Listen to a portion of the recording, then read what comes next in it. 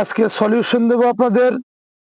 আপনারা কিভাবে প্রাকৃতিক ভাবে একদম সম্পূর্ণ ন্যাচারাল ভাবে গাছগাছালি দ্বারা সমস্ত কিছু ট্রিটমেন্ট ইনশাল্লাহ করতে পারবেন, যদি সঠিক নিয়মে করেন ইনশাল্লাহ। আসসালামু আলাইকুম ওয়া রাহমাতুল্লাহি ওয়া বারাকাতুহু। কেমন আছেন সবাই? আশা করি আলহামদুলিল্লাহ ভালো আছেন। আমিও আলহামদুলিল্লাহ ভালো আছি।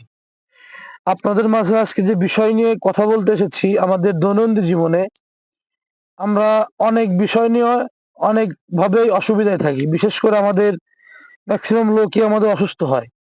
বিশেষ করে জ্বর, মাথা ব্যথা, কান ব্যথা, বিভিন্ন কানে পুজ, বিভিন্ন প্রকারের অসুখ আমাদের হয়ে থাকে।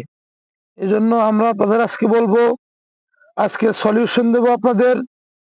আপনারা কিভাবে প্রাকৃতিক ভাবে একদম সম্পূর্ণ ন্যাচারাল ভাবে গাছগাছালি দ্বারা সমস্ত কিছু ট্রিটমেন্ট ইনশাল্লাহ করতে পারবেন, যদি সঠিক নিয়মে করেন ইনশাল্লাহ। তো আমরা আজকে প্রথমে শুরু করব। আমাদের দেখা যায় হুটহাট জ্বর চলে আসে। তাই এই ক্ষেত্রে আমরা কি করব, যদি আমাদের প্রথম অবস্থায় জ্বর আসে, সর্দি জ্বর হইলে ইক্ষু গুড় তেঁতুলের পানির সাথে দৈনিক 2 বার 1 সপ্তাহ সেবন করিতে হবে। অথবা কাঁচা হলুদের রস আছে না, ওগুলো তো আপনার চিনবেনই। কাঁচা হলুদের রস ভাতের মারের সহিত, ভাতের যে আমরা রান্না করার সে যে মারটা গালি না, ওই মারের সহিত মিশাইয়া খাইলেও সর্দি জ্বর ভালো হয় আলহামদুলিল্লাহ।